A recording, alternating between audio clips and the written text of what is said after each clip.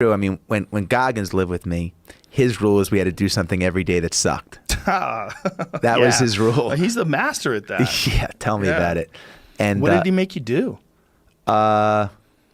Every day sucked. He didn't tell me that we're going to do that 5 times a day. That, you know. No, I mean, I remember one day, well, the first thing we did was he came in and he wanted to see how many pull-ups I could do so he could map out the month. He lived with me for a month. And I went to the pull-up bar, and I got like maybe 8 pull-ups, which is an exaggeration. I probably got like 4 pull-ups. You know? A lot of people are listening, so I'll say 8. And then he said, all right, wait 30 seconds, go and do it again. And I went up on the pull-up bar, and I did maybe like 3 or 4. He said, all right, wait 30 seconds, I want you to do it again. And I got up on the pull-up bar, and I did maybe like 1 kipping, you know, getting my damn chin over the bar barely. And I dropped down, I was all jacked up, and I said, all right, well, what's next? He said, well, what's next is we're not leaving here until you do 100 more. We're not leaving the gym until you do 100 more. That day? Now.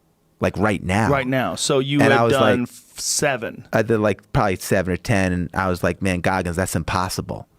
And he said, you know, I already know what your biggest problem is. And he's like, the limitations you're putting on yourself are self-imposed. Get the fuck back on the bar. And, you know, Jesus Roger Christ. that, man. And I got up on the bar, and I over the course of an hour or 2, I did them. And that started our journey of like, you're about to go in a place where you've never been, motherfucker, you know? And, you know, we went, I remember one day I was sitting on the couch and in Connecticut where I was living at the time, and on the ticker on the TV, the emergency broadcast system came up. Stay inside, freezing rain, icy conditions, high winds, stay inside. It was like beeping, stay inside. And Goggins was like, this is amazing, man. Let's go for a run.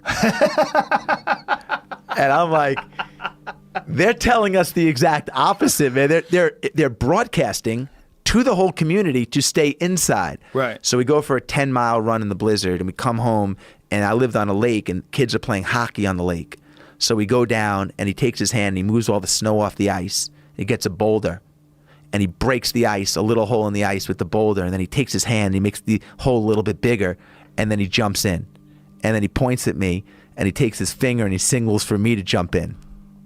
I'm not going in the fucking freezing cold water, because my mother told me as a kid in Long Island, don't go anywhere near the frozen water. If you fall in, you have like a minute, you know? Right. He's bathing in it.